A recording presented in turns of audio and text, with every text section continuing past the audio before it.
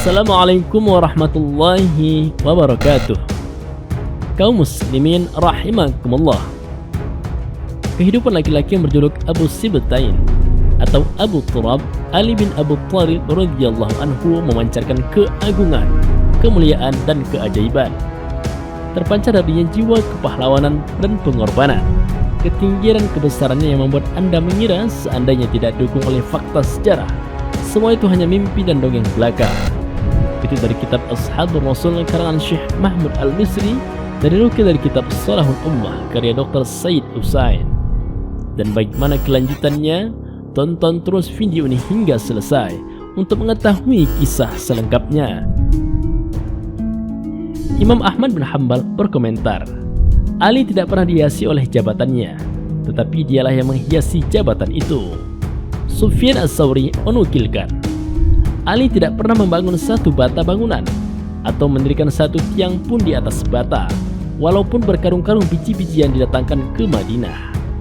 Ali selalu membawa tongkat tatkala berkeliling di pasar-pasar. Dia pun memerintahkan manusia untuk bertakwa kepada Allah dan bertransaksi dalam jual beli sesuai syariat. Maka diserukan, penuhilah timbangan dan janganlah kalian memberatkan timbangan daging. Pada suatu hari, Abu Turab keluar dari rumah hanya dengan mengenakan dua kain. Satu untuk menutupi bagian bawah tubuhnya, dan satu lagi untuk menutupi bagian atasnya. Karena ukurannya tidak besar, dia terpaksa membiarkan satu sisi kain itu menyentuh tanah dan mengangkat sisi yang lainnya. Maka Ali menjelaskan, sungguh tujuanku mengenakan dua pakaian ini supaya lebih dapat menjauhi kesombongan, lebih baik dalam ibadah sholatku, dan sebagai sunnah bagi seorang mukmin. Ali pernah menyatakan, pantaskah aku merasa puas diri dengan panggilan Amirul Mukminin apabila tidak ikut menjalani kesulitan-kesulitan zaman bersama para pemanggilku?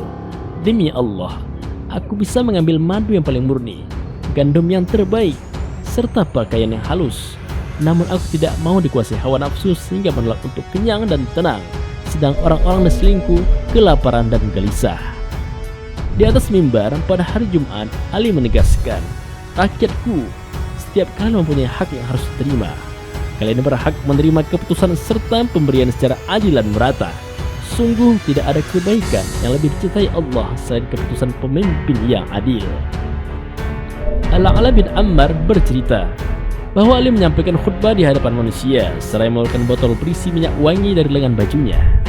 Wahai manusia, demi zat yang tiada ilah yang berhak diibadahi selainnya, aku tidak pernah mengambil harta kalian, sedikit maupun banyak, kecuali ini. Salah seorang pemimpin suatu negerilah yang menghadiahkannya. Kemudian Ali menuju Baitul Mal dan berkata, ambillah. Lalu dia mengucapkan, beruntunglah pemilik bejana kurma yang makan sekali sehari dengannya. Abdullah bin Zurair mengutarakan, aku berkunjung ke kediaman Ali pada hari raya Idul Adha.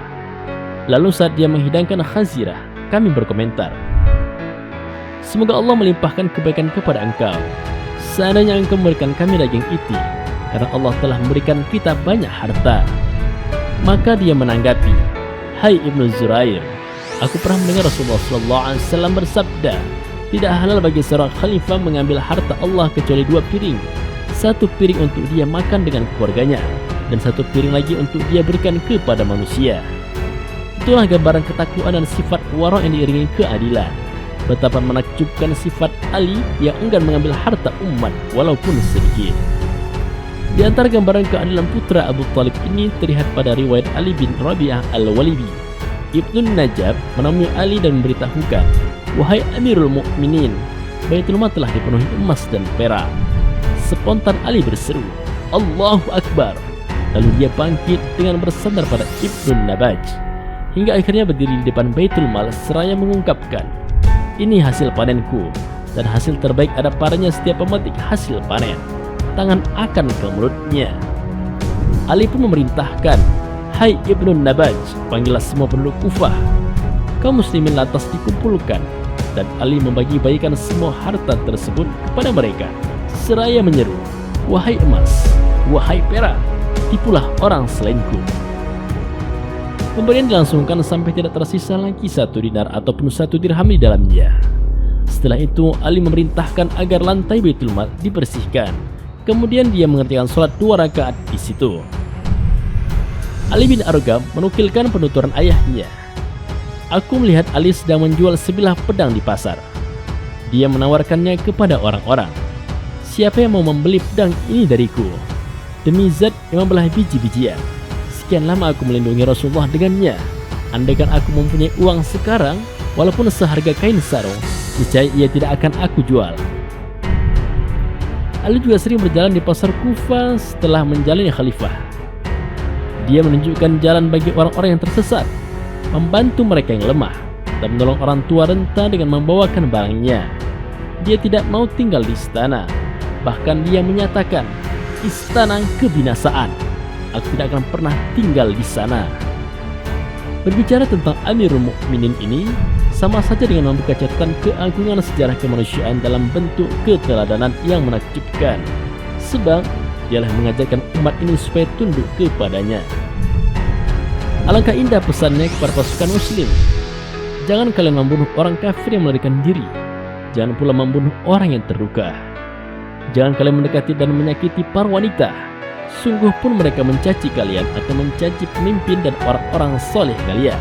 Berzikirlah kepada Allah sebanyak-banyaknya agar kalian beruntung. Pada hari terjadinya penikaman, Ali bin Abi Thalib bersiap-siap untuk melaksanakan sholat subuh berjamaah. Sebelum melalui jalan menuju masjid di kota Kufah, dia sempat membangunkan keluarganya. Kemudian dia ditikam. Dan setelah mengetahui identitas pelakunya, sang khalifah berpesan kepada putranya, sambutlah kedatangannya dan perlakukanlah dia dengan baik. Selama masih hidup, akulah yang berhak menentukan nasibnya, baik menuntut kisos ataupun memaafkannya. Jika aku meninggal karena ini, maka bunuhlah dia agar kelak dapat kutuntut di hadapan Rabb semesta alam.